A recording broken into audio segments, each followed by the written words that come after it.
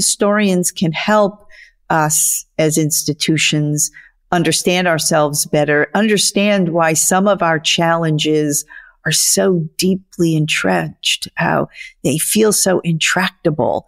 And when we probe the past, what we discover is part of what makes them so entrenched and intractable is that they have been with us for a very long time, oftentimes covered over by self-pleasing myths about who we are. And so I think historians really can contribute to that self-examination of ourselves that give us space and impetus to write new stories for a future. Welcome to The Context, a podcast about the past, present, and future of democracy from the Charles F. Kettering Foundation. I'm your host, Alex Levitt.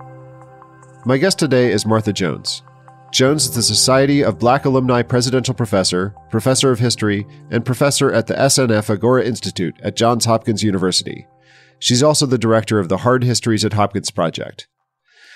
All of those institutions and programs I just mentioned are really interesting and impactful, but suffice it to say, Martha Jones is also an acclaimed scholar.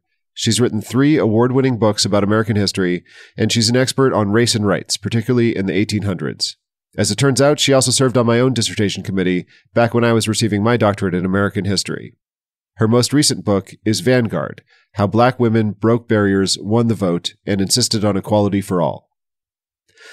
A lot of the conversation you're about to listen to is about citizenship, who gets counted as a citizen, and who is afforded all the rights of citizenship, including the vote. The Kettering Foundation's mission is to advance inclusive democracies by fostering citizen engagement, promoting government accountability, and countering authoritarianism. There's a lot we can learn from our country's history as an expanding democracy, which became more inclusive over time. But as you'll hear, this only happened through hard work and sacrifice. That's the citizen engagement part in Kettering's mission statement. And there were also moments of backlash and retrenchment, when hard-won rights were stripped away. The story of American citizenship is a complicated one, and it's one we'll be continuing to write as long as this country exists. But learning our past can also help illuminate the path forward. When the United States was founded, only white men with property could vote. That was less than a quarter of the adult population at the time. The first expansion of the franchise happened during the nation's early decades, when, one by one, states dropped property requirements. But as a nation, that only got us as far as all white men being able to vote, and in some cases, it came at the expense of kicking other people off of the voter rolls. Martha Jones's work tells the story of all the expansions of citizenship that happened after that. After the Civil War, the United States passed 3 enormously important amendments in rapid succession between 1865 and 1870. The 13th, which abolished slavery, and the 15th, which guaranteed formerly enslaved people and all African Americans the right to vote. The 14th Amendment was a little more complicated, but one of the things it did was establish the right of birthright citizenship, that if you're born in the U.S., you're an American. This was an important protection for people who had been born into slavery and their descendants. But as Martha Jones argues, it was also an idea that Black Americans had been fighting for long before the Civil War. And it's an ideal with lasting consequences for American history, even though we haven't always fully lived up to it. The most egregious violations of the 14th and 15th Amendments began within a decade or two of their ratification. Through the better half of the 20th century, or I might say the worst half, most Black Americans continued to be denied full citizenship rights, including access to the ballot. The Civil and Voting Rights Acts of 1964 and 1965 went a long way towards fixing that.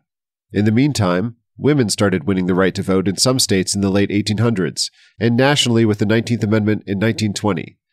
Black women had to fight on both fronts. And of course, the fight for equal citizenship and equal access to the vote didn't end in 1965, and continues today. One lesson I take from Jones's work is that if we claim democracy as a national value, it's not James Madison we really have to thank for that. It's not even necessarily Thaddeus Stevens and John Bingham and all the rest of the guys who wrote and fought for the 14th Amendment. It's Mariah Stewart, and Frances Harper, and Ida B. Wells, and all the women and men Jones writes about. If you value living in a country where all voices are counted, and not just a quarter of us, these are the people who did the hard work of protesting and arguing and pushing the country towards its best democratic ideals over the span of generations and centuries and backlash and disappointment. Hang out with Martha Jones for a while, and she'll make you think differently about who America's founders are.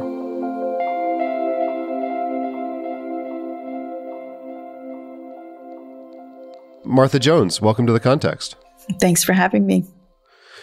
Much of your work focuses on the centuries-long campaign by Black Americans for human, political, and civil rights. But let's start at the beginning of the American story. The early American Republic was a slave society. According to the 1830 census, for example, there were about 2 million enslaved people in the country, which accounted for about 16% of the American population at that time. And those 2 million enslaved people accounted for the vast majority of Americans with African ancestry. But in that same census, there were also 319,000 free people of color, almost all of whom were descendants of enslaved people. I want to ask what legal rights Black Americans had during this time period. Of course, for enslaved people, the answer is almost none. But as your work describes, the legal status of free Black Americans was somewhat ambiguous, sometimes a source of cultural anxiety for white Americans. Can you describe the legal status of free people of color during early American history? Let me start by saying that even enslaved people have rights recognized by American courts in the early republic. They are profoundly limited. But for example, in nearly all jurisdictions, enslaved people have, under specific circumstances, the standing to challenge their enslavement and bring freedom suits. And so even in an era where enslaved people are largely excluded from the things that today we consider political rights or civil rights, they do have standing in some American courts, and we find them there, importantly, exercising that access to legal culture.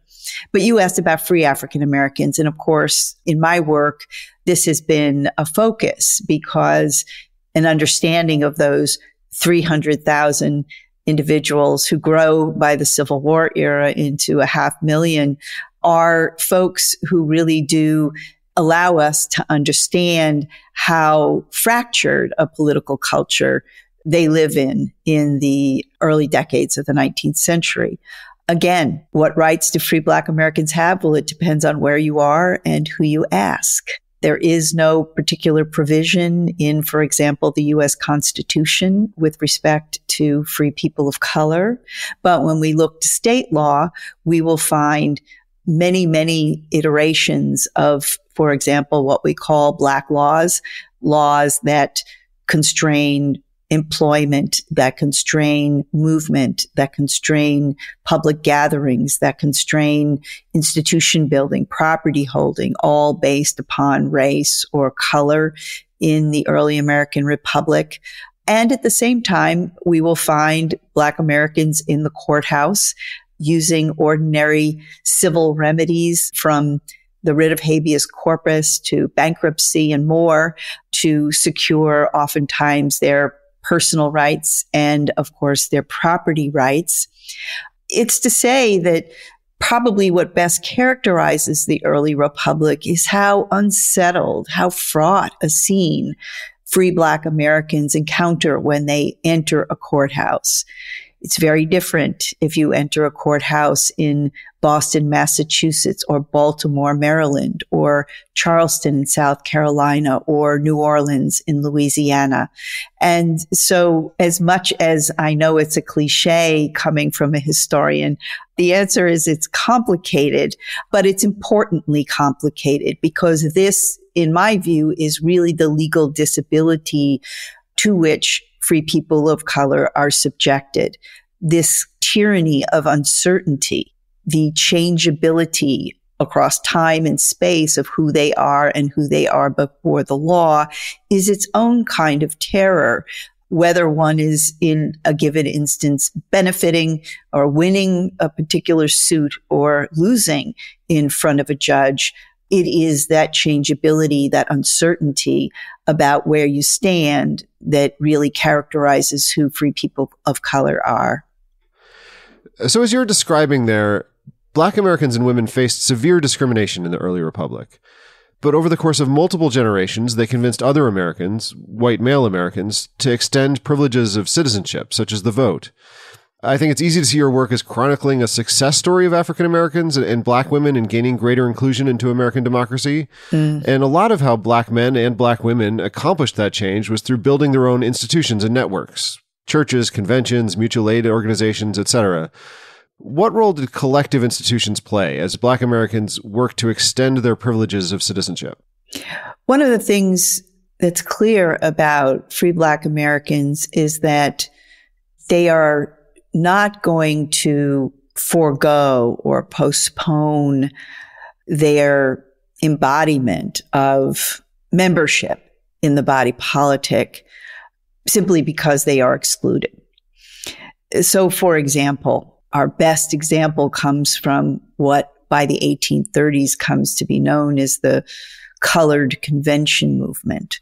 Black Americans are by and large excluded from state legislatures, excluded from Congress, and they begin a shadow collection of political organizations, bodies of deliberation that meet in convention, that debate the issues of the day, that issue their own decrees and manifestos and more, mirroring, shadowing the kinds of deliberations that white men are invited to take part in before the Civil War.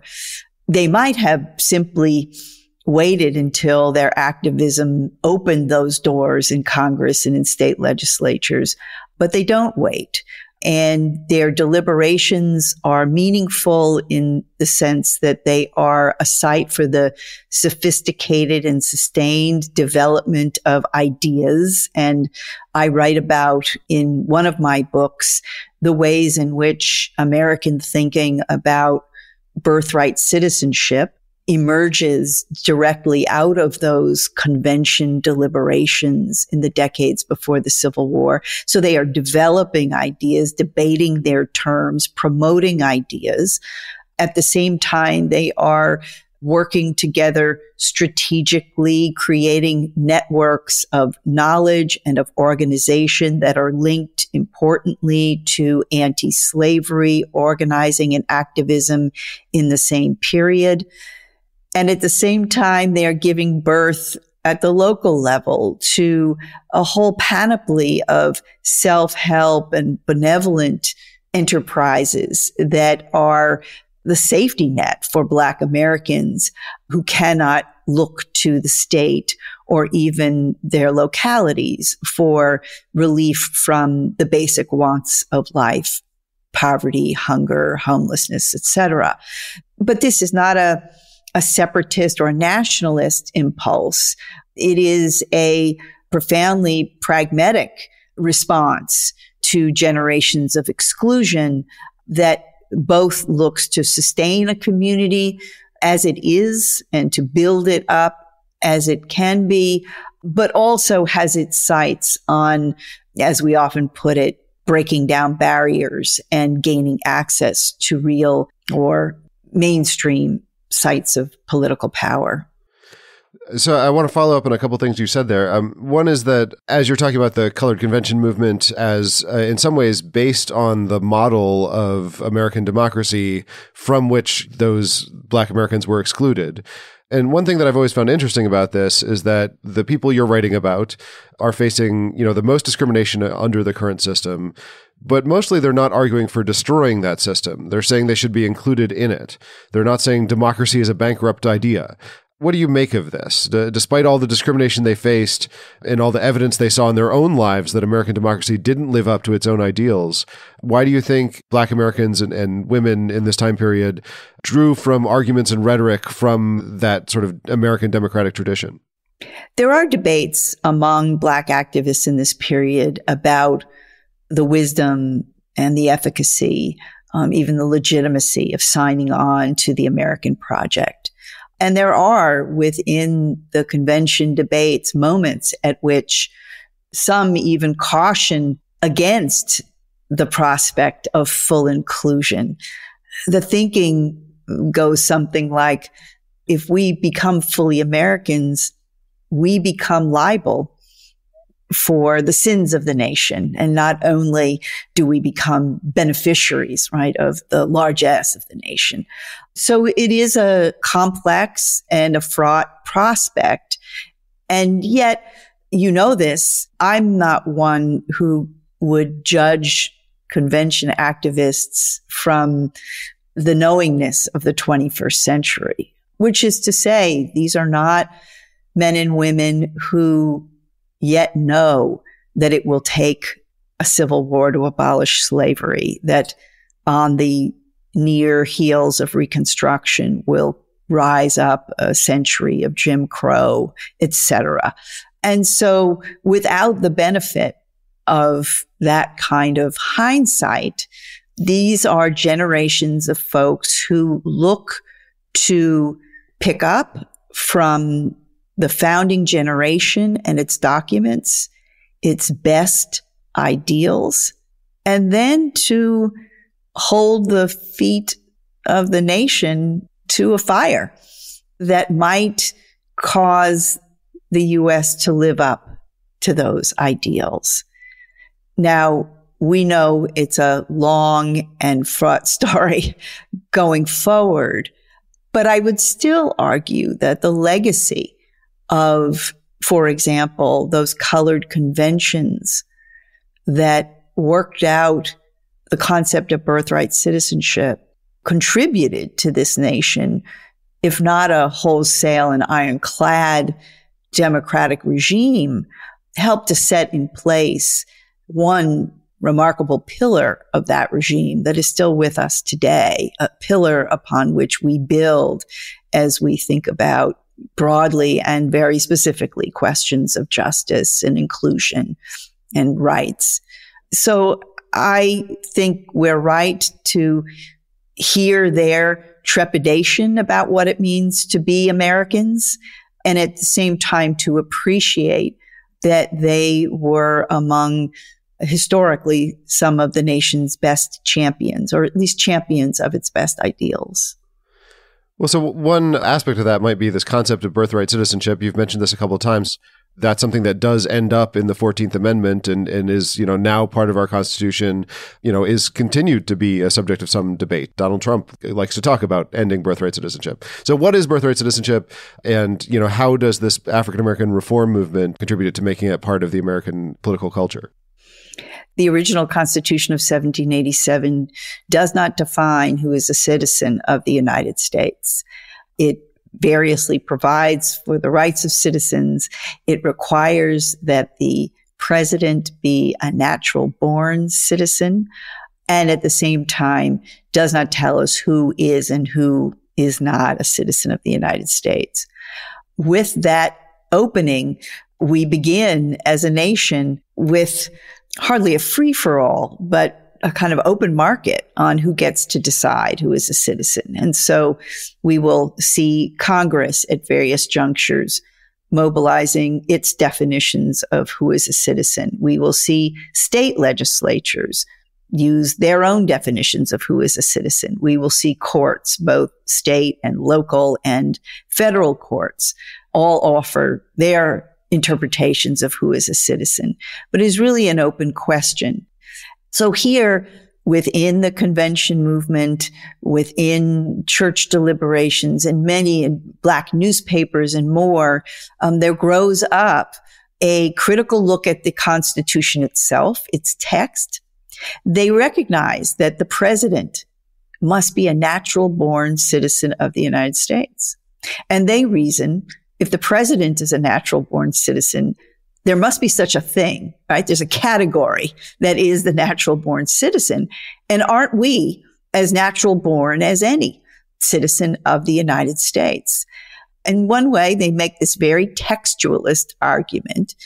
But of course, they have to make this argument in many places and in many circumstances, reaching an important point in 1857 when the U.S. Supreme Court, in I think still its most notorious decision, Dred Scott versus Sanford, the U.S. Supreme Court concludes that no Black person can be a citizen of the United States. So let me ask what the 14th Amendment says about birthright citizenship. How is birthright citizenship defined today in our Constitution?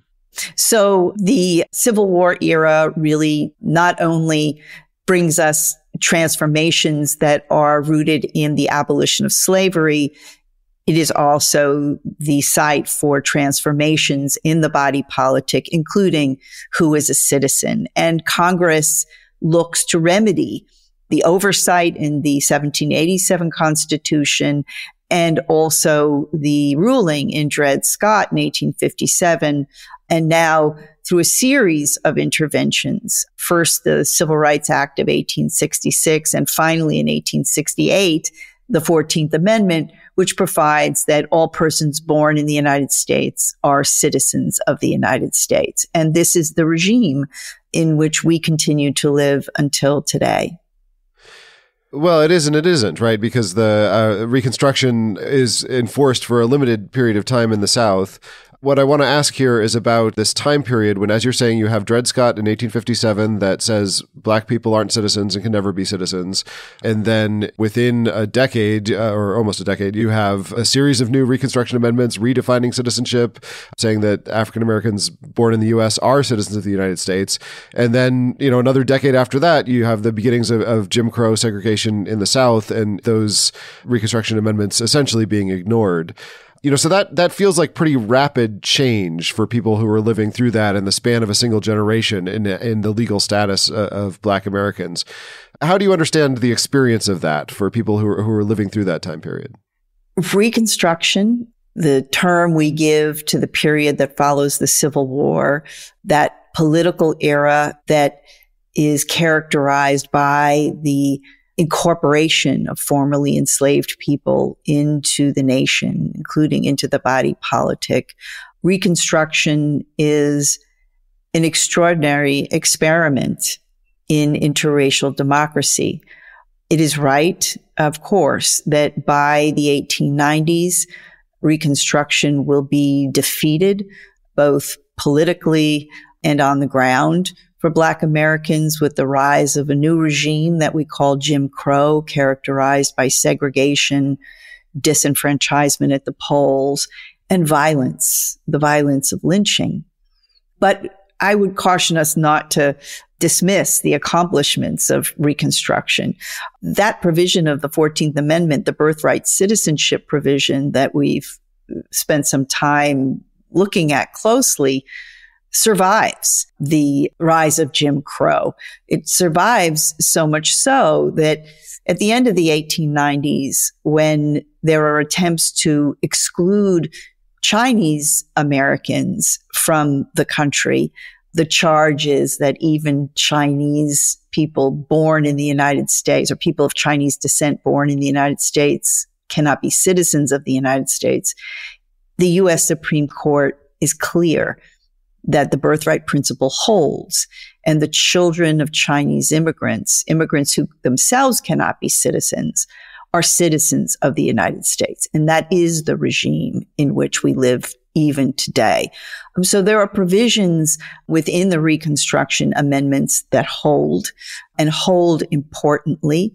Reconstruction is the era in which we have the blossoming of an African American public culture begun in those free states and territories before the war, now extending to the American South, the growth of Black churches, big institutions like Methodist and Baptist denominations, the establishment of public education across the American South for the very first time for most of the region is a credit to Reconstruction and its accomplishments. And those amendments that, yes, get overlooked and overwritten are still powerful instruments, even today, are still the terms by which we debate rights in the 21st century. And it's important to say, and this is my view of American history, these big questions, citizenship, voting rights, are not questions that in the American story are destined to be settled. They are destined to be always debated, and they may be settled in some cases and in some communities, in some circumstances, and we will find ourselves, as we do now, again, asking questions about who should be a citizen, who should enjoy the rights of citizens, who should cast a ballot, under what circumstances. These are perpetual, permanent American questions. Our story is not about an arc and perfection. Our story is really about a long debate about those founding principles, to whom they apply, under what circumstances they are meaningful and impactful. And so the testament to Reconstruction is not that it is a triumph. It is that it redefines the questions we ask and the terms by which we ask them. So you're talking there about the enduring impact of law of the Reconstruction Amendments, for example, is, once they're in the Constitution, they're in there for good. And, they may not always be fully respected, but they continue to have some weight and some influence throughout even the darkest periods of American history. It's no coincidence that you're focused on law. You have academic training not only in history, but also in law. And so much of your work looks at these reform movements, at activists seeking to expand the boundaries of American citizenship. And, they're working on multiple fronts. They're working simultaneously on political reform to try to elect candidates and make changes in those laws. They're also trying to make use of whatever laws are available to them at that time, sometimes flawed instruments, and simultaneously pushing for cultural change, trying to just change minds. How do you see those tactical decisions among these reform movements? Sometimes there's tactical debates about, which of these is the correct approach, but really all three are going on together. Is this a case where, one approach is more powerful than the others, or does it really require kind of a combined approach? I'll speak to that, if I could, through the example of voting rights, because this is part, of course, of the long legacy of Reconstruction. It is the 15th Amendment that bars individual states from continuing to use race as a criteria when determining who has access to the polls. And we spend upwards of a century then looking to give teeth to that amendment, which happens in 1965 when the Voting Rights Act is adopted. But I write about Black women in that struggle for voting rights. And one of the things we know about Reconstruction is that it does not set in the Constitution a prohibition against denying the vote based upon sex. And with that, American women, including Black American women, will be denied access to the polls. Black women become, sometimes alongside and sometimes in tension with white women, suffragists of a new sort for 2 generations as they drive toward what we know became the 19th Amendment in 1920, which then finally prohibited the states from using sex as a criteria when it came to voting rights. But all that is a way of getting to what happens to African American women in the wake of 1920 and how they confront the challenges in front of them. Because nothing in the 19th Amendment prohibits individual states from using poll taxes and literacy tests, understanding clauses, grandfather clauses. Nothing prevents the states from using those sorts of tactics that have kept Black men from the polls since the 1890s, from now keeping Black women from the polls. And the women I write about work on all the fronts that you describe. And that's what I'm getting to, which is to say, they are attached to a legal campaign. Yes, the relatively new NAACP is going to use the Constitution as it is and look to chip away at some of those state laws like grandfather clauses that are keeping Black Americans from the polls with modest success, but it's not enough. Black women are organizing themselves locally at the grassroots level to get themselves registered, to infiltrate party politics, to use their power at the polls collectively to move the needle on election day, right? This is grassroots organizing 101. And then, of course, by the 1930s and certainly the 1940s, the same women are going to become both the foot soldiers and the architects of the modern civil rights revolution. And so I share that example as a way of saying, I don't think this is an either or equation. There are some women who are early on suffragists who will grow exasperated and doubtful about their prospects as citizens of the United States and will join the Garvey movement and channel their political energies and visions into a Pan-African vision of a political future. And so these are interwoven and interrelated rather than distinct or hermetically sealed approaches to the question of power, because that's really what we're talking about is power, I think. You're talking about the political activism of Black women there. A lot of these stories are told in your book, Vanguard, How Black Women Broke Barriers, Won the Vote, and Insisted on Equality for All. I want to ask more about that book, but before we get there, let's provide a little context. At the beginning of this conversation, I asked about the status of free people of color in the early American Republic. Now let me ask about women. What was their legal status? How were they viewed by the state and by society differently than men? One of the things that our founding documents, including the U.S. Constitution, doesn't take into account is the status of women. And so in order to understand or to answer your question, we have to look in many sorts of places. Could women, for example, own property? Generally, no, though we certainly have documented many exceptions in which American women, particularly as widows, are property holders and business owners.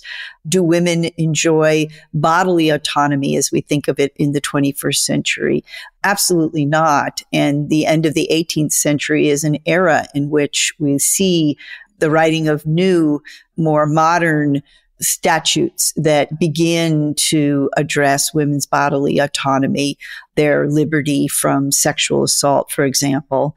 But your question, I think, most pointedly is about political rights.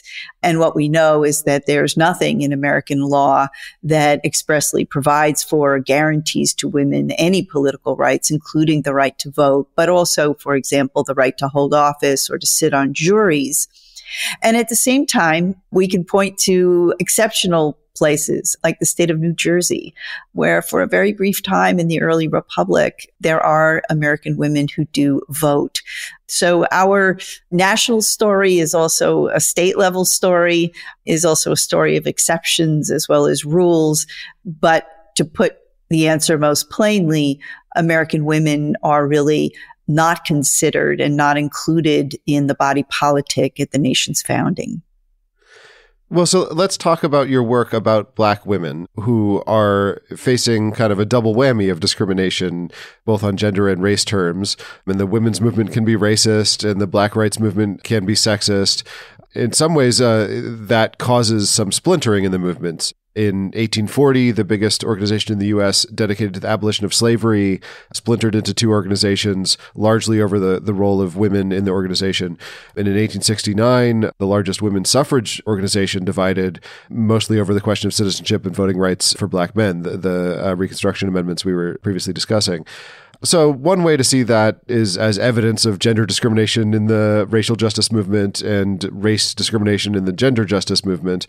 But another reading is that, there were enough strong supporters of women's rights in the abolition movement and enough strong supporters of Black rights in the suffrage movement that they were willing to endure conflict and insist on those values. How do you think about this? How do you see these two movements as being allies, and where are there disconnections? When I think about your question, I do so through the thinking of a remarkable figure of the 19th century, the poet, abolitionist, novelist, and suffragist, Frances Ellen Watkins Harper. And Harper is someone who is there in all these scenes that you allude to. She's on the anti-slavery stump. She's in the debates over the Reconstruction Amendments among that coalition of abolitionists and women's rights advocates. She goes on to be a suffragist, a critic of lynching, and a great deal more across a long lifetime. But by the 1860s, Harper is very clear that the measure of any political vision should be taken through how it regards Black women, precisely for the reason you alluded to at the opening of your question. She knows that Black women sit at the crux of much of what ails American society: sexism, racism, and the problem of poverty or class.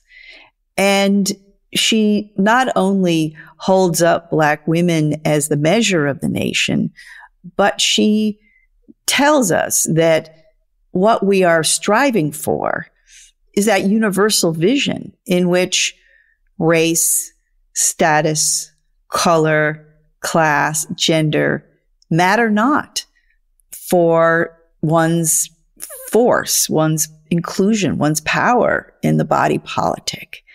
And she is alone. She is nearly alone in the 1860s, right, to champion that vision.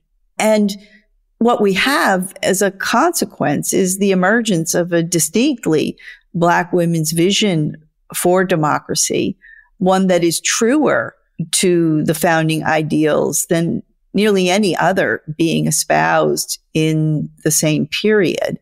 And this will continue to be the core tenet of Black women's politics through the 19th Amendment to the Constitution and beyond.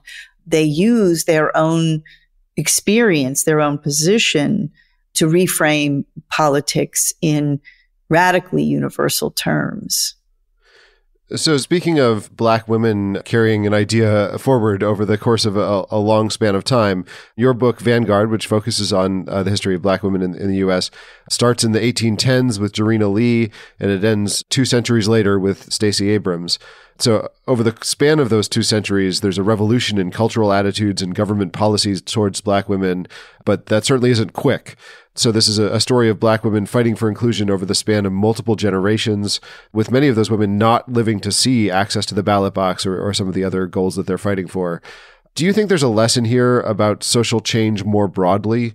How should social activists today be thinking about the kind of time span of change? One of the things that I learned as I probed the biographies of many of the women who were in Vanguard is that those who are fortunate enough, many of them are in their first vocation, educators. And this is a clue to how they are thinking about time, which is to say, these are activist women who are always investing in the next generations, whether it is their students or their daughters or their granddaughters. These are women who assume that their struggle will unfold across generations and assume that part of their challenge is to ensure that there are next generations of girls who become women who pick up the mantle and continue the work. Many of them, as you alluded to earlier, will dedicate important parts of their lives, for example, to winning voting rights, but not live to see the adoption of the Voting Rights Act in 1965. So there is an immediacy and an urgency about the now, but it is coupled with a long view and the sense that the kinds of principles that they are committed to will not be easily or immediately or thoroughly won. So on the one hand, historians tend to caution against applying today's standards to people from the past. You did that earlier in this conversation. But on the other hand, it's pretty common for historical analysis to include either implicitly or explicitly some moral judgment. How do you see the role of moral judgment in historical analysis? And does history help us to shape our morals as a society? I have 2 thoughts. I think the first one is that we don't need to export or impose our hard-won and well-considered moral perspective from the 21st century on the past. We only need to probe that past to discover those voices, oftentimes dissident, oftentimes marginalized, oftentimes suppressed, but clearly discernible in U.S. history, a relatively young nation, right? Clearly discernible in our past are those like Maria Stewart, by the 1830s, standing up at podiums in Boston and imploring audiences to abandon not only their racism, but their sexism in the hope of creating a different kind of nation. That's not a 21st century idea. That's a 19th century idea.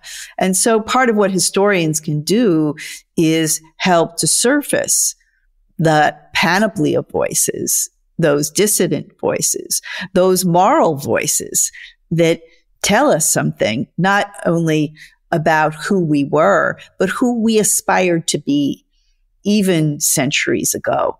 And I hope that the work I do on Black struggles for citizenship, on Black struggles for voting rights, helps us to see the ways in which we didn't invent those concerns in the 21st century. We inherited them. And that our best thinking is also an inheritance from these early decades. The other thing I want to say in response to your question is that I direct a project these days called Hard Histories. And Hard Histories uses the historical research, historical analysis to challenge directly some of the misguided, misleading, and even false myths that enshroud many of our institutions. And in my case, the university that I work at, Johns Hopkins. And so historians can help to reset the table in the 21st century by helping us set aside the misunderstandings about who we are and where we came from to make it possible for new seats at the table, new voices, new ideas at the table. At Johns Hopkins, we had long told a story about our founder and namesake, Mr. Hopkins, as having been a Quaker and an abolitionist. This was not correct. And Mr. Hopkins, we discovered, had been a miner, but someone who had held enslaved people in his home. He had no affiliation with an abolitionist movement. And this has required us to rethink who we are as an institution, who our founders are, what ideals animate us, who must be at the table as we chart out a future. And I think historians can help us as institutions understand ourselves better, understand why some of our challenges are so deeply entrenched, how they feel so intractable. And when we probe the past, what we discover is part of what makes them so entrenched and intractable is that they have been with us for a very long time, oftentimes covered over by self-pleasing myths about who we are. And so I think historians really can contribute to that self-examination of ourselves that give us space and impetus to write new stories for a future. Well, so on this subject of kind of the purpose of history, the argument you're making about the importance of really examining the roots of our institutions, even when we might not like the answers we're finding, that's a contested idea. We've seen a lot of political conflict in the U.S. in the last few years over how our history should be understood and taught. Conservatives have argued that too much attention on America's history of racism and exclusion is divisive, will cause distress for white students. Several states have passed legislation to limit how history is taught in public institutions. Your own work has been repressed in some cases. How do you understand what's going on here? Why has history become such a battleground in our country's political culture wars? What are conservatives scared of, and are they right to be scared? I'm not someone who believes that in a democracy, power is a zero-sum game. I think the vision of democracy is about deliberation and shared power, complicated, fraught, messy, but shared power across a polity. But I think we understand, wherever we sit in the debate, I think we understand how folks feel threatened about giving up power. At the same time, I think there is a sea change that has long been afoot, but is apparent today, which is that the storytellers themselves have changed and have shifted. And I think that, my experience is in part a confrontation with questions about how it is or why it is or should it be that someone like me gets to write the history of the nation, including the history of its constitution. Perhaps I'm better suited to some sidebar rather than the main stage. And so we are living through a transformation in who the historian is and who gets to tell the stories.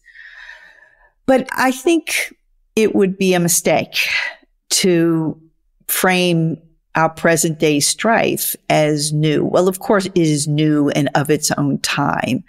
But history has always been the site of power, the power to write the nation's story, to tell it, to frame it, to shape it, to embrace some parts of it, to leave other parts out, has always been an exercise of power on the part of historians and has always been a contested dimension of history. And so we are living through, in my view, this generation's version of that. But it's not to minimize it, but it's just to recognize that for many questions on many issues, for many Americans, history has always been fraught and contested, and a space in which some people are holding the gates and other people are trying to force those gates open. That's not unique to us in the 21st century. That is as old as history as a profession itself. Well, thank you for that eloquent defense of history, a subject that I've spent a good chunk of my life studying, and which obviously I think is quite important. Martha Jones, thank you for joining me on The Context. Thanks very much for having me, Alex.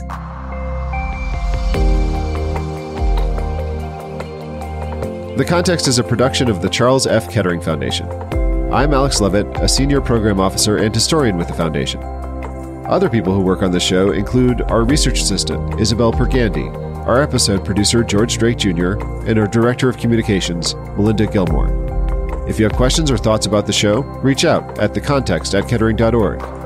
Visit our website, kettering.org, to learn more about the Foundation or to subscribe to our newsletter.